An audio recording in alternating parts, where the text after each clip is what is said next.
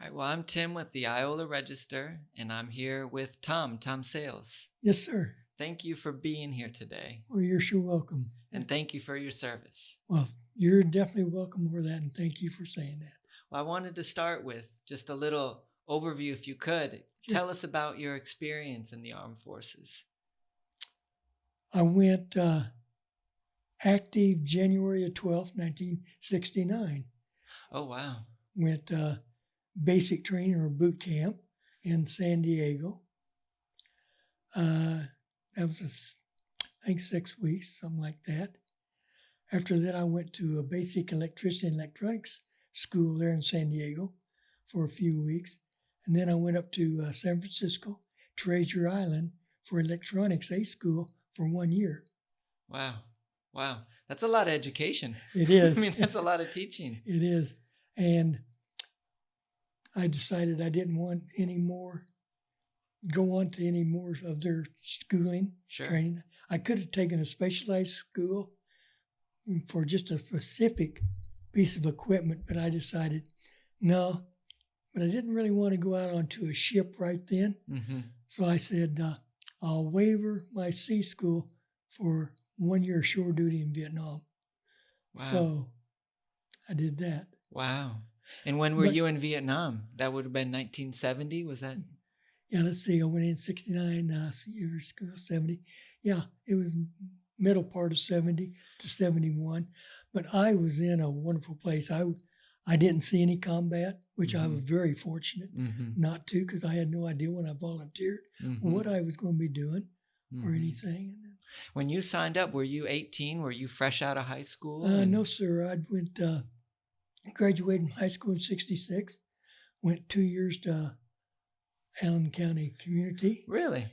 Yeah, that was when it was on the third floor of the high school. Really? So you were an Iowa high school graduate, and then No, you were I was a La Harpe graduate. That's right. Yeah. That's a good. Okay. And then you went to Iola High School's third floor for Allen. Right, graduated in JUCO from 68. Wow. And then, like I said, January is when I went active. And you were a volunteer. You weren't drafted. No, sir, I wasn't drafted. And so after your service in Vietnam, you were in Vietnam for a year. Yeah. What was next for you? My next was a guided missile frigate, the DLG-12 Dahlgren, out of Norfolk, Virginia. Wow. I was on that for a little over a year, and they decommissioned it. They took it up to Philadelphia, put it in dry dock, and refurbished it. And I went from that to a destroyer tender, the AD-12 Shenandoah. Wow.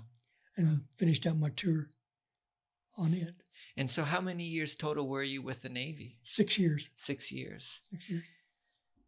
So one of the questions I wanted to ask you about is, that's a key part of your life, 18, 19 to 24, 25. Yeah. I mean, kind of the prime of your youth.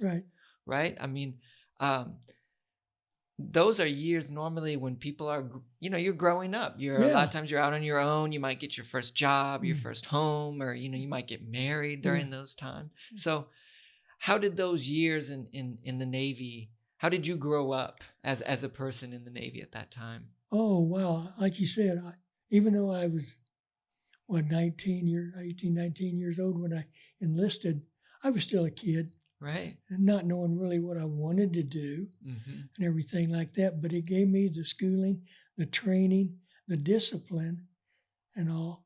And I was fortunate enough to basically go around the world without paying for it and getting paid to do it. Right. Which was outstanding, I thought. Yeah. No, I mean, what a wealth of experiences to have at that time of your life when you're willing to learn and you're so open to being changed by the world. Yeah.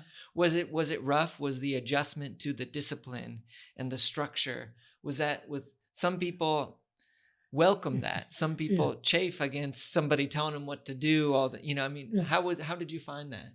Well, our company commander, company pusher, what they were called, he was rough, he was tough, but if you did what you were supposed to do, you had no problems. Mm-hmm. It's when you messed up and being your fault, that's when things didn't go good. Mm-hmm. But yeah, I wouldn't have, if I had to do all over again, I'd do it again. Same thing. I'd join up and do about basically all that I did. How did those years affect the rest of your life? The lessons seem to be things that you've taken with you. They form part of who you are. Right. Can you pinpoint to some ways where you think, you know what, I got that from the Navy? Oh, definitely discipline and being able to really take care of yourself, even though you got people over you telling you what to do, when to do it, and all. Still, you're responsible for your own actions. Mm-hmm. And I think that's what I took away from more, that I'm responsible for what I do. It's nobody else's fault. It's all on me. And that's... Yeah, a lot of self-reliance, discipline, right. Self-motivation. Those are really, really important skills to have. Right. So after you left the Navy, what did you go on to do with your life? Okay, I was an electronics technician in the Navy. But the Navy was so far behind the civilian world in technology. Really?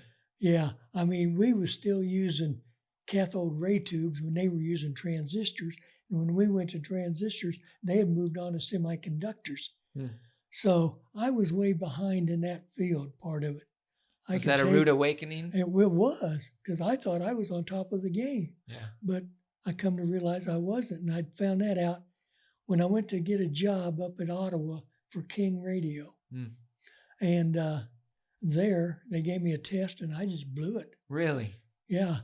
He handed me what they call a flow chart. It shows where everything's supposed to travel. And I traced it all out. He says, yeah, you know that, but he says, you don't have this down. So I come back home. I was married then. After I got married while I was in the Navy. Come back home, went to work for cable TV here in Iola. And then for more money, I went to work out at Gates. Spent a little over 37 years out of Gates and then retired. Wow. That's incredible. First of all, it seems so weird to say cable TV in Iola and think about, Yeah. It's a different world. It was, because it was a small system back then. Yeah. They had a system over in Yates Center that we took care of. The company owned one in Eureka, up at Garnett and Ottawa, and down in Humboldt. So this other man that I worked with and everything, we done the traveling around to these different spots there. One question I had too, when I hear you talk about all of those life-changing experiences, traveling the world, was it tough to come back and adjust to civilian life? I mean, was there anything or was it pretty seamless for you? It was seamless for me. I know it wasn't for a lot of the Vietnam era military guys, but those were the ones that seen action, that was in combat, the ones that kept me safe while I was in Vietnam. Yeah. So it wasn't during those years, especially during the 70s. Yeah. Opposition to Vietnam was very strong. And a lot of people, when you talk about those years, many didn't have a particularly high opinion of soldiers who were coming back. And so there was kind of that double whammy of, I'm coming back with a lot of emotion. I've seen combat. We didn't call it PTSD then. Right. But then you were also coming back to a society that wasn't very grateful. Right. And didn't really appreciate, And so I think that's a big difference. But it was a lot different here in this area. I mean, people here treated the military veterans great. I remember one time, side story, I flew home on leave, landed up in Kansas City. I was just going to be home for a 3-day weekend. I didn't even call my folks to tell them, come up and pick me up. I hitchhiked from there to Iola, and I made it home just as fast. First time guy let me off at the 18 Express 18th Street Expressway, In Kansas where you City. toll booth. I stood right there, and first car by said, "Where you headed?" And I told him south on I-35. He took me to I-35, dropped me off there. I walked across the off-ramp onto the on-ramp to it. First vehicle by, a young man and his wife headed to Oklahoma. Gave me a ride from Kansas City to Iola, dropped me off at L&M truck stop. A buddy I went to high school or to school with was there. He said, "Hey, you need a ride home?" I said, "Sure." He dropped me off and home. So that's how I was. I mean, back then in this area, the people treated veterans wonderfully. You know, didn't have. So, and how would you contrast that, or maybe it's similar, to the way you see society treating veterans today? Do you think it's different? Do you think it's largely the same? I think that the country as a whole is more accepting of veterans today than they were, because they did not look at Vietnam as a just war. Right. And I think now they considered like Afghanistan and Iraq and those things as being a just war. So I think they're more accepting. I'm sorry, I didn't mean to cut you off there. Which is interesting because, in a way, you know, the draft, the last time we had a draft was Vietnam. And so we're still an all volunteer force when it comes to the armed forces. One thing that I think about, and a couple of people have floated, and you see politicians talk about it time to time, is this idea of making national service mandatory, or these programs where, you know, there are countries that have it, you know, Israel, Korea, there are others. I wonder if you would be open to that idea, if you think it would be good, if you know, you said, hey, you know what, everybody, when you graduate high school, you've got to either be an AmeriCorps volunteer, or you've got to join the forces, or you've got to do some sort of debt. You know, you got to pay that debt that you owe. Yeah. I don't know. I've really got mixed feelings on that. Sometimes I feel like, we should be more like Israel, to where you do spend 2 years, you know, and then go back to civilian life. And it would be good for some people, but there's some that it's just not a fit. Right. And I think if you forced them, it'd be a worse thing than, you know. Not. Yeah. In terms of the morale and the discipline and just the structure of it. Right. Yeah. So I think the way it is set up today, where it's strictly volunteer, that you are getting good quality people. To whereas if you had to draft, not everybody you get is going to be a good quality person, because that's how it was when I was in. But for the most part. What do you think? And you said that here particularly that you were treated well as a veteran, and you know, and it felt good. Yeah. I'm wondering if there's some things even today that we need to do as a country, as a society, to treat our veterans better. You know, I wonder if there's things that you can point to and say, you know what, as a country, we're falling short on X, Y, and Z. Well, I don't know if I can point out things that should be done. I can point out things that are being done that I really like. And that's like some stores, I'll have to throw out names because they're the ones that do it. Home Depot, Lowe's, you go there, they have parking for veterans. I mean, veteran parking only. And I'm amazed at all the young people that come up and say, thank you for your service. That really touches me. When you got these young children, you know, 6 or even up 12 to 13 years old or something like that, thanking me for my service. And that just makes me feel so good. Did you see it like that when you were a kid signing up? Did you understand what you were getting into? I mean, did you get the grab? Now it seems like it really is very important to you. I wonder, as an 18-year-old, 19-year-old, if, hey, I don't know what I want to do, maybe I'll try the. Or did you think there was a part of you that grew to understand it as you? Well, okay, my father served in World War II in the Navy. Okay, brother 4 years older than me, he served in the Army. In fact, he spent over 20 years in the Army. He pulled 3 tours in Nam.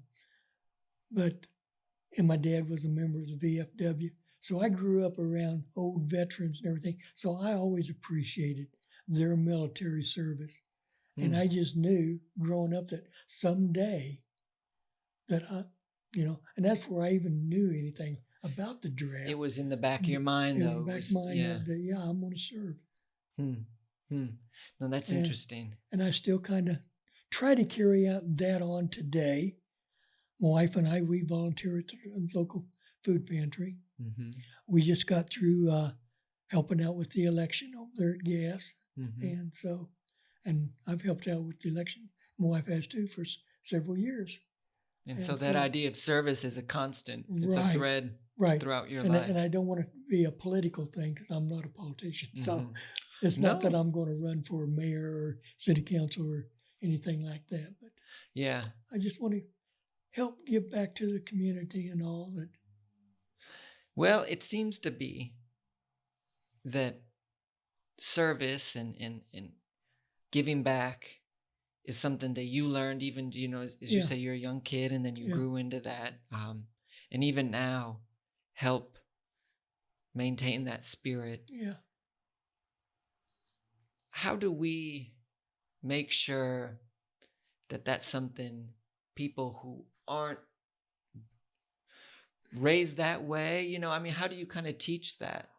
That I don't know. I don't know how you can instill patriotism into people. It's just something I think that you grow in, you get in your family, as you're growing up. And I think today a big problem is there's too many single parent families out there. How does that affect? What do you mean by that? Or go dive a little bit deeper with that. I don't think that back in my day when I was just a kid and everything, my dad worked and that one income was enough. Right. So my mom was a stay-at-home mother. Mm-hmm. So she was always at home when I was growing up and everything. I understand. No, that's interesting. And it's interesting to hear you talk about 37 years at Gates. I mean, just think about how for many people in the 70s and 80s, Gates was a coveted job. There was 600, 700 people working there. The wages were excellent. And the benefits are great. Benefits were great. And it is a fine place to work now. I don't mean to say that, so I'm not trying to it's dog really it now. It's gone downhill since. It's just a different, it's not a family-owned business anymore. But I think across the board, we could look at not just Gates, we could look at a variety of places and see that wages, what once was possible to raise a family on that one wage, it's not there today. And in boosting wages, I don't think would solve the problem. It's just that everything has just grown so much expensive-wise, and for whatever reason, and I can't pinpoint what that is. Right. But no, that's an interesting point too. I mean, you look at groceries, food prices. I think I read somewhere, I was working on an article, and is risen 30% since 2021. Yes. It's just they're it's a different world. Even from just 5-6 years ago, things are drastically different. Right. Okay. Well, I wanted to talk to you this week because next Tuesday is Veterans Day. Yeah. And so I wanted to ask you, as a veteran, what the day means to you, and then how you kind of mark the day. If it's just another day in the calendar for you, or if there's something special that you do to. No, I don't do anything really special on Veterans Day, as such. But yeah, that's a great way for the country to honor the military, the veterans and all. When you came back, did you have a network of, friends? I imagine you had some buddies from the Navy that you kept in contact with. And over time, how did those friendships kind of fade away, or did some? A lot of them did, yeah. There was, I still remember a lot of my ones that when I first went in, where they're at on my first ship, where they was from, and I've never reconnected with them. A few of my buddies on my ship have now passed. They're no longer there. I have a good friend that he was from Iowa to now he's down in Texas. He was the one that got me into trap shooting, and he always had a lab and everything. Of course, I grew up hunting here and locally because we had a lot of game to hunt here. Right. But and he's still into raising labs, and that's what he did out in Norfolk. When people think about themselves, a lot of times we use kind of one-word titles. We'll say, father or journalist or, electrician. Right. And so I wonder where veteran is on your list. How, and if you could kind of think of some of those words that you think are really important to who you are. What are some of those, and where does veteran kind of fit on that hierarchy? Yeah, veteran is up high. I don't think it's the top. I think being a Christian today is at the very top. And that was something I wasn't when I went in. It's something that happened afterwards. Being a husband, trying to be a good husband. And in fact, it was my wife who brought me to Christ and everything, and my son. So I was a father and everything. So those are some big words. Yeah. Yeah. Those are the things I want to be known for. Right. Or everything. Right. Huh. Well, I think it's a powerful story, yours, of just all of the good that the military can help shape a person into. It can. To being not just a servant, but a public servant, and seeing the importance of. Yeah. You kind of get what you get out what you put in. That's fact. That's all. That goes for anything. You only get out of what you put into it. Cool. Well, thank you, Tom. I really appreciate your time. Well, thank you, Tim. Appreciate and the opportunity. I hope you have a great Veterans Day, and thank you again for all you've given to our country and our community. You're sure welcome. Thank you.